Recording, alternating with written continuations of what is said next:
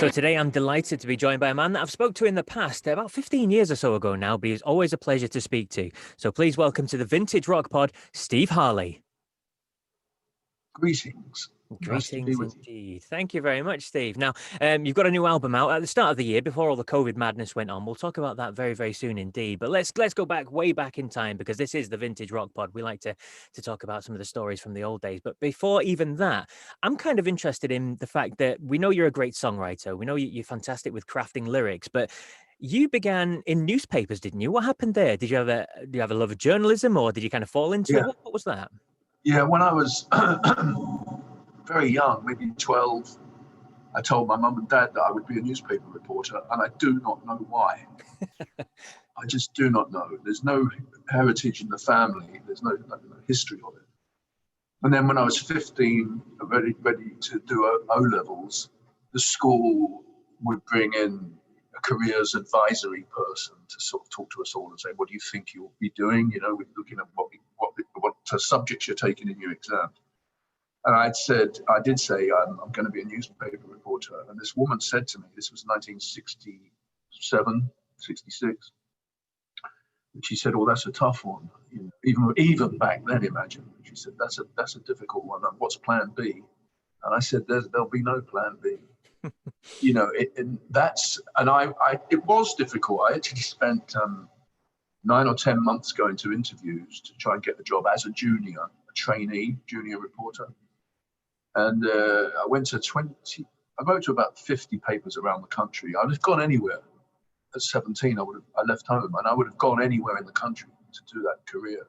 And it was tough. I got rejected everywhere. I went to about 5 or 6, but I got on a coach from South London, where we live, and went to some in-person interviews, still got rejected. Finally, it's interesting that I was taken on finally, and in Colchester in Essex, not too far from London at all, and for the 3 years of training. And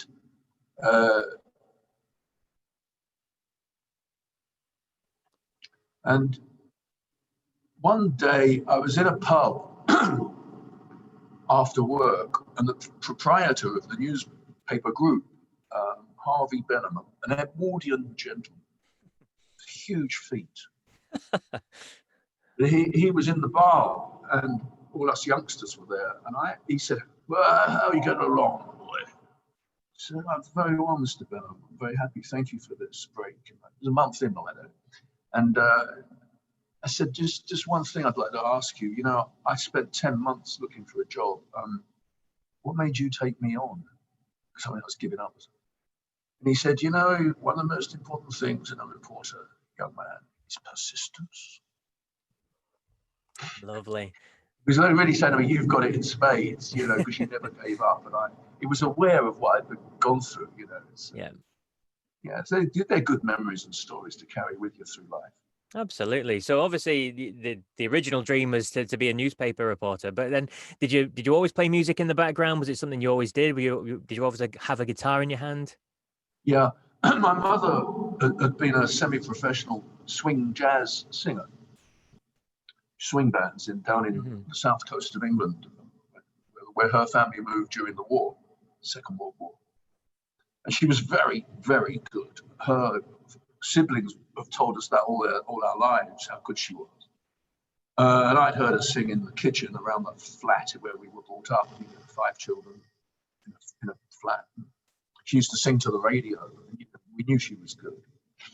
And when I was 12, I was asking for a guitar. I was really into Buddy Holly. And we knew the Shadows were getting all those instrumental hits.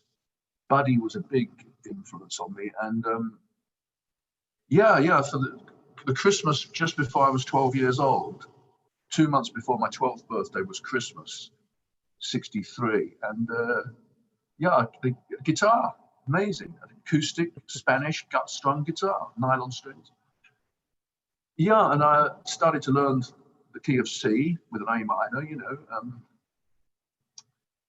And then journalism, I got jaded. First of all, I was a weekend hippie, talking 1970 here, 71. And I grew my hair a bit long and I was a bit scruffy. I just was kind of rebelling a little bit, stupidly, but that's the way it goes. Some of us do, some of us don't. Yeah. And, I did. And obviously I was going to get sacked. Well, that was okay because I determined to form a band. I'd been playing in folk clubs, which was alien to me because being a Londoner, we don't have folk music in London. There's no such thing. There's no indigenous music for Londoners. It's so cosmopolitan for thousands of years. You can go, I've been all over the Great Britain. Of course I have, every pocket. I've been where you are, in the very far north of Scotland. I've been down to the west of Cornwall. Every pocket of Britain has got its own indigenous kind of music. Some with clog dancing, Morris dancing. It's wonderful. It's so varied around the country. London's got nothing. London doesn't have that. The hokey cokey and knees up Mother Brown was what was London music. So folk clubs were not my patch at all, but it was the only place I could go to hone my songs and fine tune them and learn how to a bit of stagecraft. I realized in folk clubs that there isn't much of that. I really was the proverbial sore thumb when I got up to sing.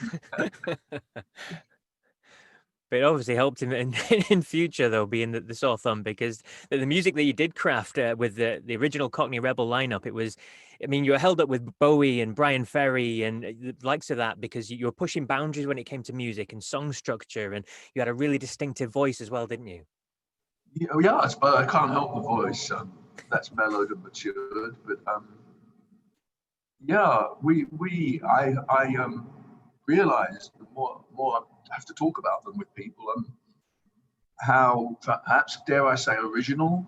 It's a big word to use about yourself, but we didn't see the barriers. To be honest, I was 22. A couple of them were roughly my age or a bit younger in the original Cockney Rebel.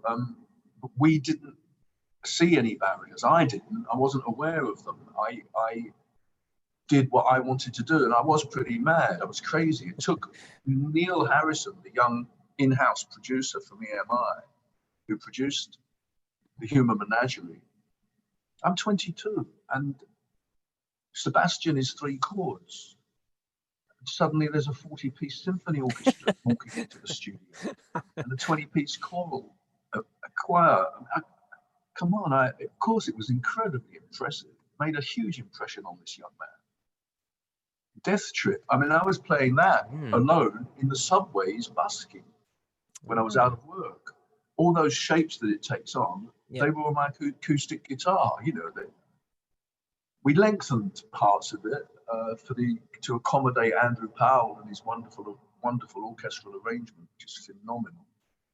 But all that stuff, I was singing it just like that in the subways, busking.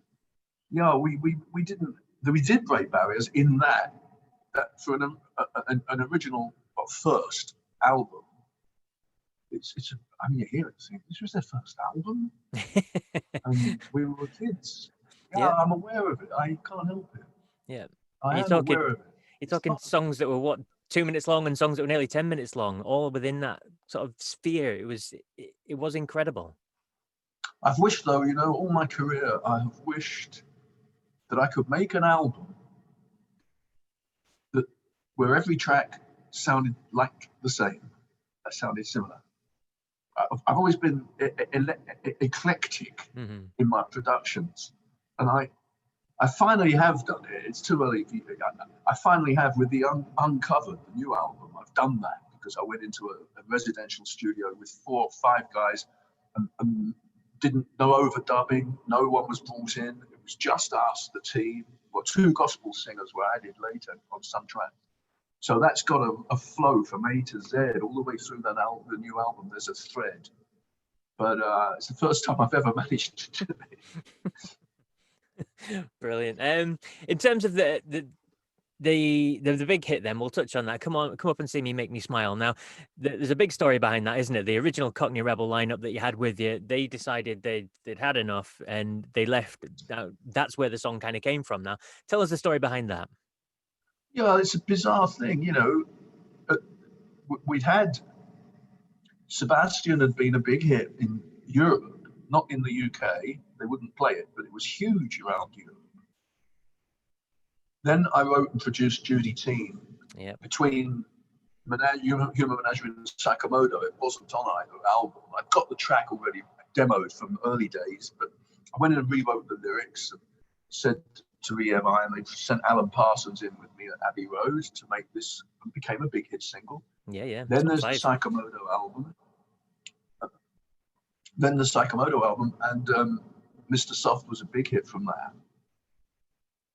And it was an album they could be proud of, you know, Cavaliers and stuff.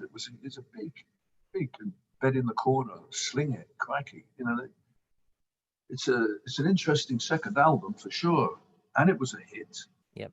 Top 10 album, and we did this huge tour of the UK, 44 dates, all sold out. You know, we were flavour of the month.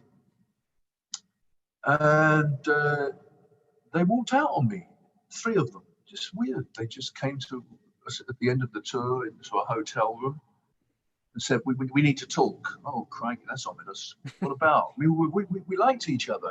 They were great fun. Yep. They were all very funny people. Stuart still is, Stuart Elliott. You know, he's still with me. He's my friend and still plays drums with me. Hilariously funny. And we had a scream in the studio and on the road, always giggling and laughing. And it was good. Then they just decided that they thought I was earning a lot more than them from publishing because I'd written all the songs. Well, yeah, guys, but they're hits. You're doing well.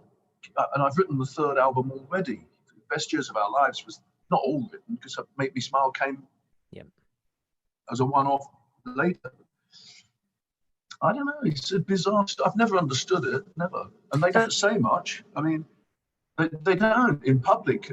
To their credit, Paul Jeffries was the really, really sweet guy, the bass player, who stayed friends with me in spite of all that. In spite of that, he was very close to Peter Green.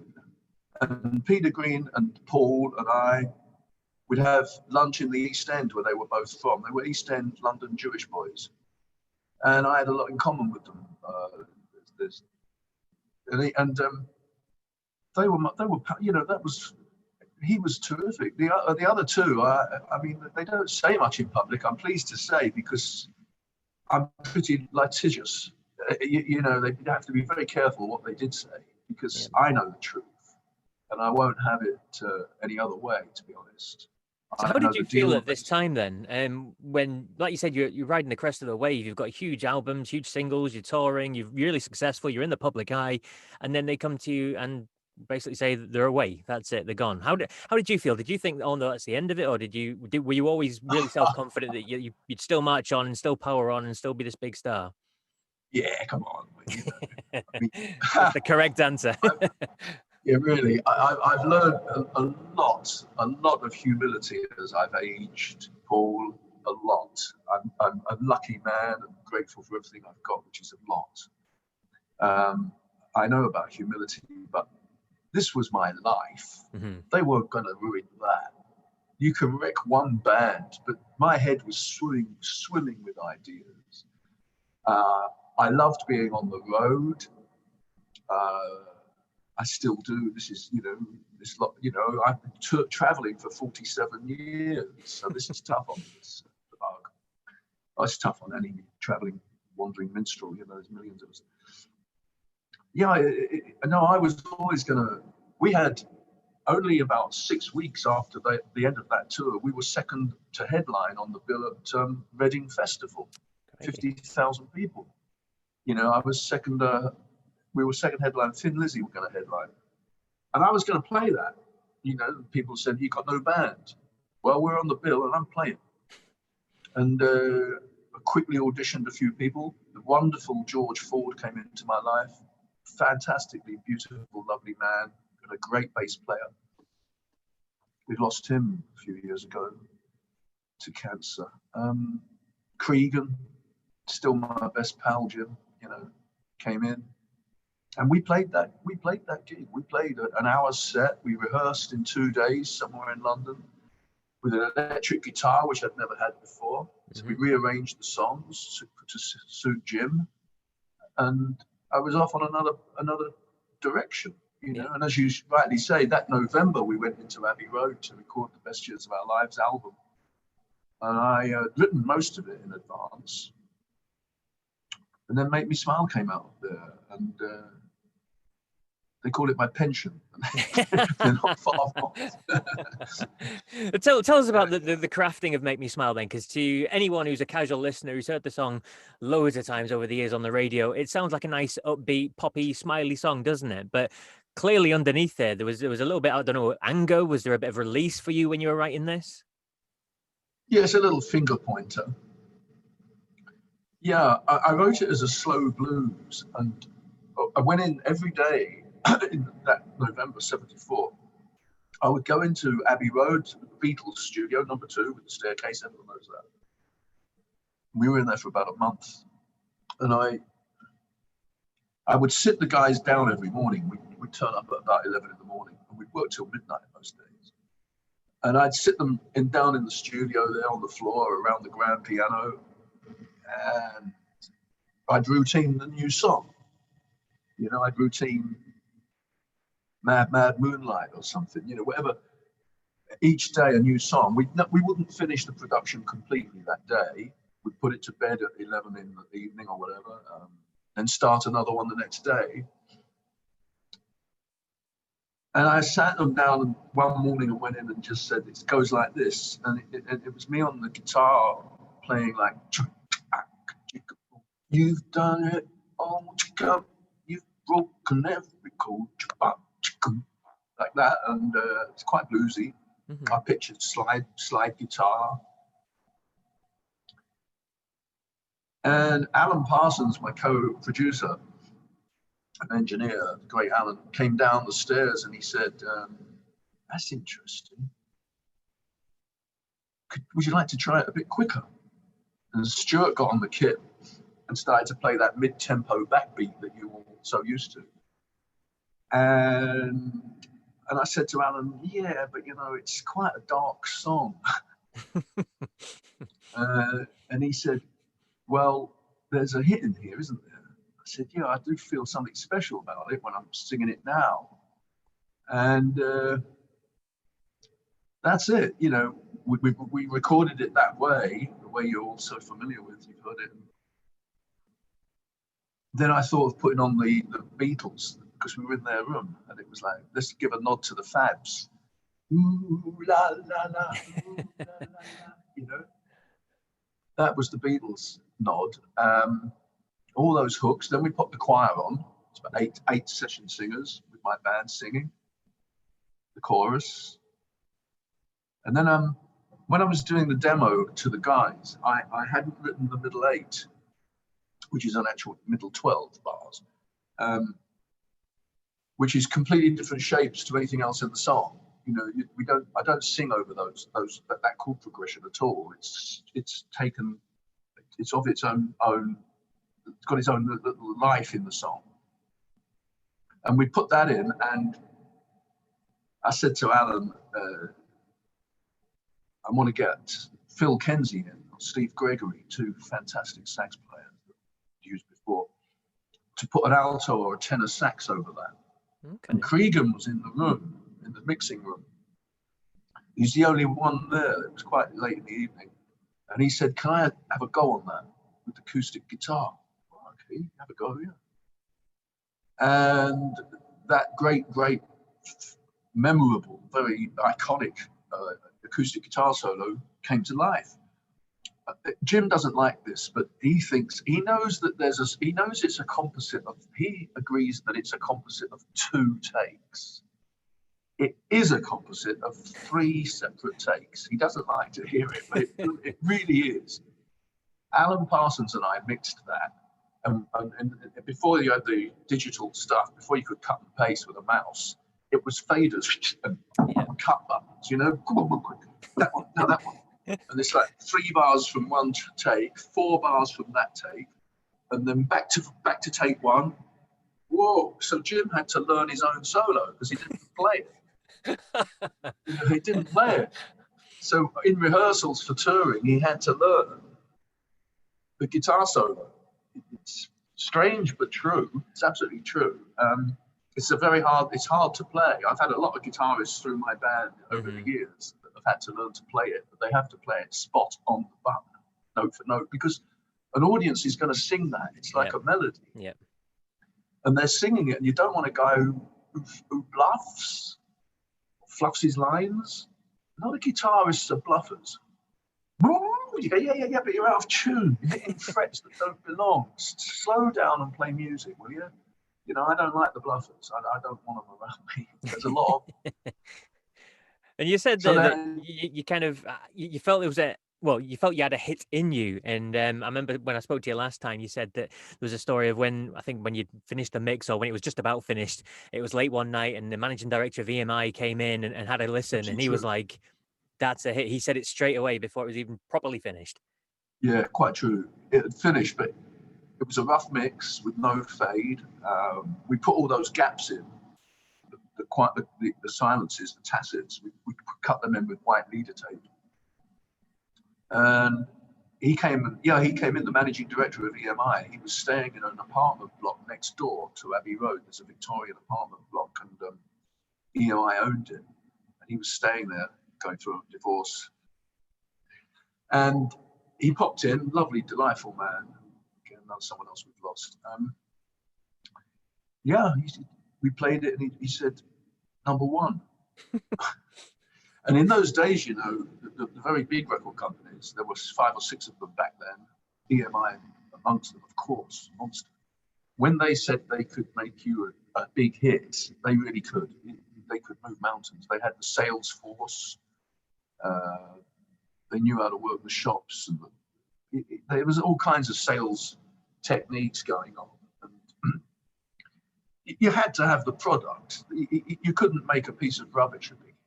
Had to have the product. Yeah. When they had the product, like, what would they be thinking when they heard Bohemian Rhapsody a year later? You know, could it be a hit? You know, Sebastian wasn't at 6 minutes. They wouldn't play it. It was long and mysterious. You know, 9 months later, Bohemian Rhapsody, maybe I softened up the Radio 1 producers for them. I don't know. But, you know, you have to have the product. And you know, Bob Mercer, the MD, he went on, within days, we would have mixed it for him. He would have played it to the plugging team, promotion team at Abbey Road, EMI. And the response then, I mean, one of the men who plugged that record at the radio died 2 days ago, my friend Eric Hall. He worked that record. He worked Bohemian Rhapsody for Queen. All the hits, early 70s and mid 70s hits on EMI were, Eric Hall was the plugger, the main promotion man. He passed away 2 days ago. We talked about it often. He was a radio presenter recently, and we were talking on air only last week. I was live on air with him on his FM radio show. So, yeah, he plugged it, and his team would have said, wow, yeah, wow. And I said to him at lunch one day in 75, can it be as big as Bob thinks? And he said, number one, watch me do it. And they were proud. That was the days when guys were proud of the job, and they liked musicians. They liked music. They liked being in the industry, being around musicians. They couldn't do it themselves, but they adored us. It's changed an awful lot. It's extremely corporate now and very small time. It's corporate small time, not corporate huge. It's quite different. I'm not knocking it. I'm not really a big part of it. You know, I own the last 7 albums I've produced, been produced by my own company. I'm not a major part of the music industry anymore, other than as a live performer. I'm a very major part of it there. We play 60 and 70 shows around the world every year, except this one. Those were special days, and that's the Make Me Smile story. It came out of adversity. I was kicked in the nuts by those 3 guys with a massive festival date, a tour of Europe to come up in the following year. And basically, I haven't stopped since. So was I concerned? Well, I was even back then at that age, a great fatalist. I'm quite religious, but I'm also a fatalist, oddly enough. And one door shuts. Hey, sorry, platitudes, cliches. It's the only way to live. I've brought my 2 kids up thinking that way. You've got to have positivity and confidence in yourself. Humility comes first, humility. But once you've learned that, believe in yourself. Absolutely. My dad, you know, I lived on crutches until I was 16. And I went to ordinary, normal schools. I got tripped up in the playground playing football on crutches. And the school watched it happen, and it was fine because my dad said to me in front of them, he'd say, get up and get on. And that's the spirit of my life. My children are like it, I hope, and my grandchildren, I hope. And you got up and you got on with it, and you had your biggest hit. And I mean, how did it feel then when, well, obviously everyone's telling you it's going to be number 1, but that's one thing. Actually having the number 1, how did that feel? Well, we were in Los Angeles. We'd just finished an American tour. We played 2 nights at the Whiskey in LA, and we were staying at the Chateau Marmont in Beverly Hills on Hollywood Boulevard. And my room's phone rang at 3 in the morning, which was 10 in the morning in the UK.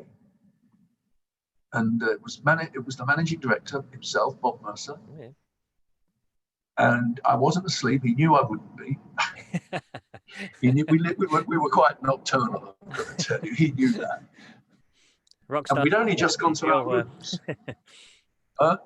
Rock stars in the 70s, you all were. You're all nocturnal. Yeah. Yep. Totally. And so I answered it, and he said, I told you, didn't I? What's that? Number 1.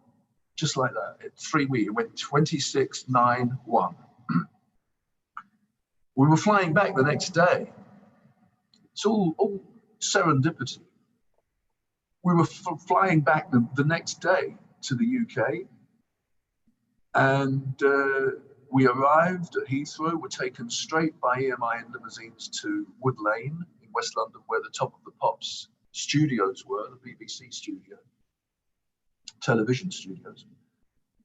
We went to a 5-star hotel in Kensington to chill out, to unwind, to try and get over a bit of jet lag. And then went to the TV studio and made our presentation at number 1. Yeah, well, it was. We were young again. You know, I was 24 then, and you kind of take it in your stride. It was wonderful. We did celebrate. And we didn't think it was outright by any means, but you're young and you can rule the world. And we thought we could. Phenomenal story. Absolutely phenomenal story. Let's move it to now then. Obviously 2020 has been a very difficult year for everybody, let's be honest. You released your latest album. It's been a few years since you released an album, but you released it at the start of the year, February time, called Uncovered. We've mentioned it a couple of times throughout the interview now. Now, it's a very interesting collection of songs, isn't it? And there's a nice reason behind the collection of the songs, because there's only a couple of them that are actually your compositions yourself, aren't you? Yeah, 2 of them are mine, and 9 of them are not mine. So why did you decide to do something like that then? They're songs that I've been singing at home. I've got lots of guitars. I've got one in each of 3 different rooms set up in my house, acoustic guitars, and I play all the time. I wrote a song last night in a whole new tuning, my own tuning, bizarre tuning. And I wrote a whole song on it. And my wife came in and said, and I said, I'm still actively writing. But these are songs that have always really touched me, these 9 songs. Some of them are very well known. We do this Jagger Richards song, Out of Time. Got McCartney's song, I've Just Seen a Face. Some of them are not at all well known. The Long Pigs. There's one from Lost Myself. Totally fabulous song. and I've done it my way. You know, I won't have it called covers. They're interpretations. Yeah. Pretentious. They're my interpretations of great songs that I wish I'd written.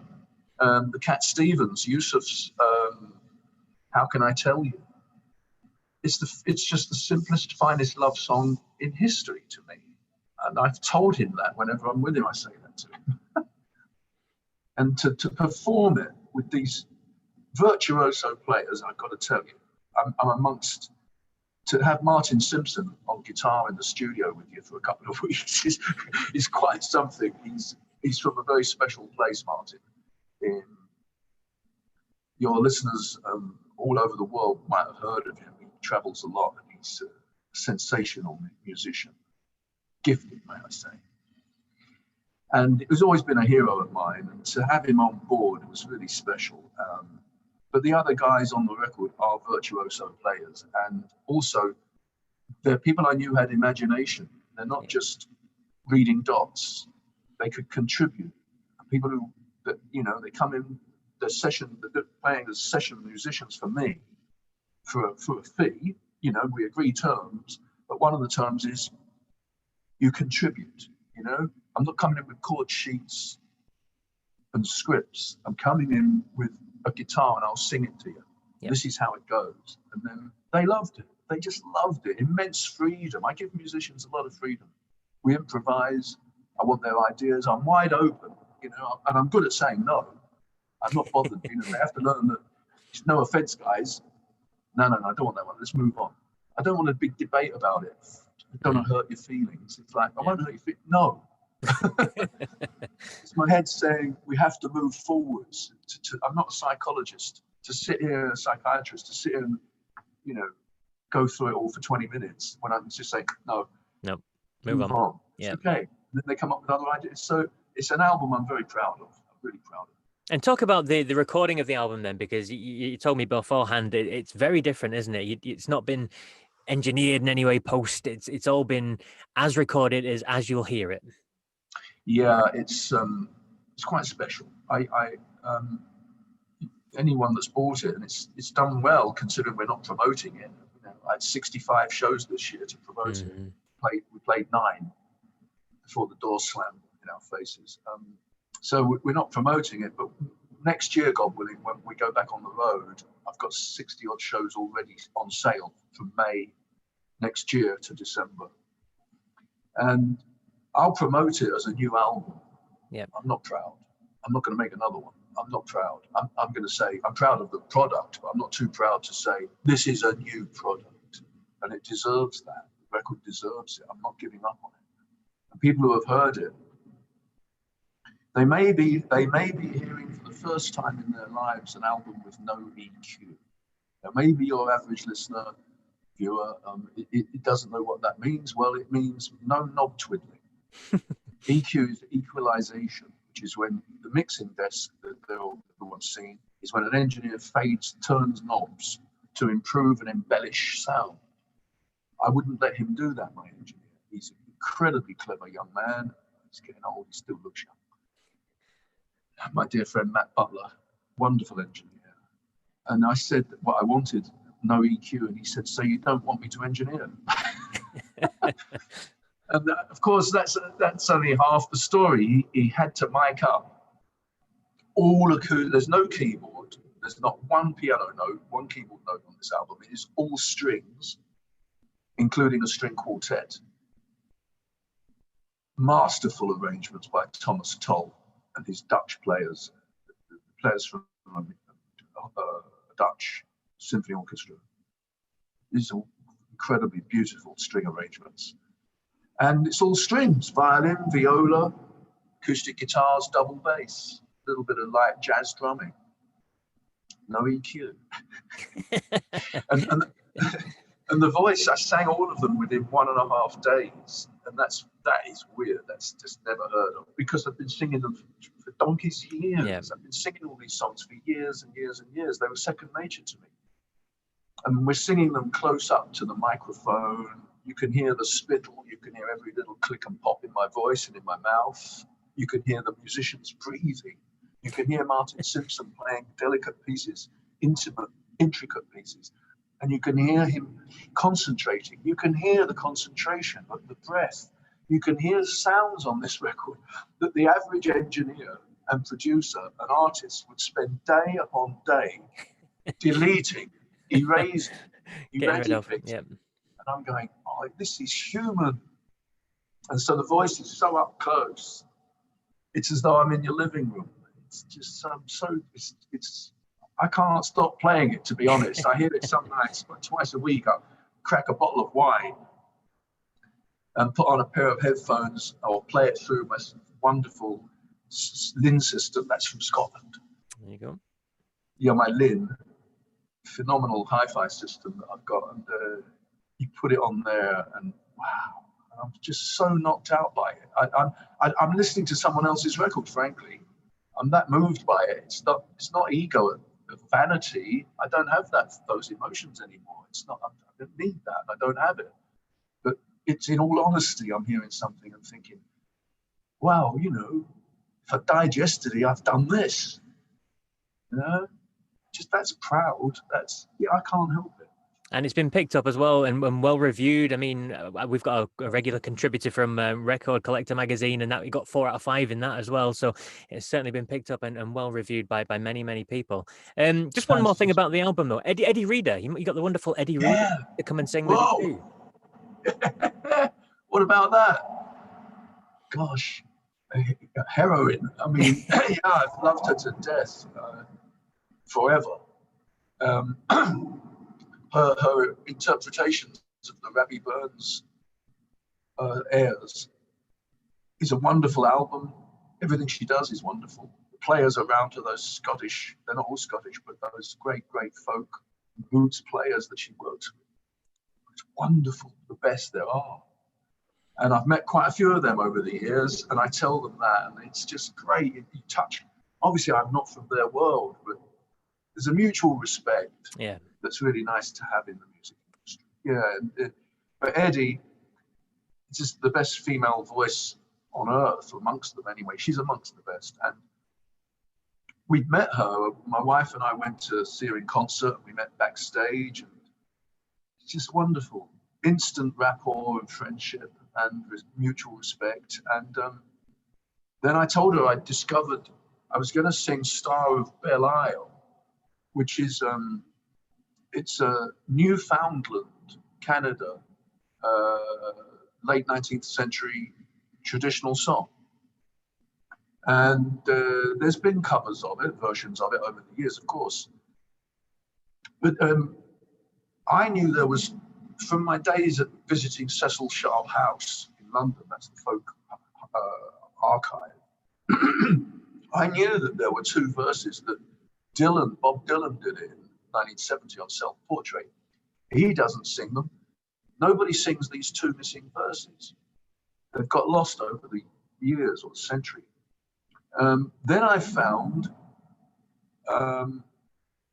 Archie Fisher, who is now an elderly Scottish folk singer.